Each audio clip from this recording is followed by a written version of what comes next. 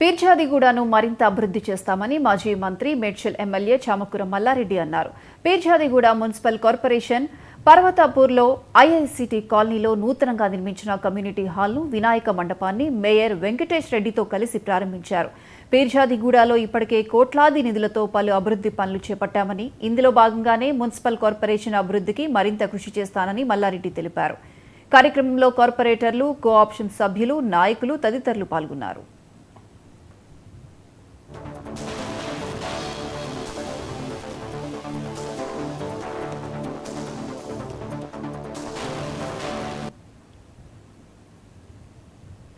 నూతన సంవత్సరం మొట్టమొదటి రోజున పెన్షన్ పంపిణీ కార్యక్రమం మొదలుపెట్టడం సంతోషంగా ఉందని కలెక్టర్ వేణుగోపాల్ రెడ్డి అన్నారు. రాష్ట్ర ప్రభుత్వం సంక్షేమానికి అత్యంత ప్రాధాన్యత ఇస్తుంది. వైసీపీ ప్రభుత్వం ప్రతి పేదవాడికి ఉచిత వైద్యం అందాలనే లక్ష్యంతో వైద్య రంగాన్ని బలోపేతం చేసింది. గుంటూరు జిల్లాలోని ప్రతి గ్రామంలో అన్ని విభాగాల వైద్యులు అందుబాటులోకి వచ్చి ఉచిత వైద్యం అందజేయనున్నారు.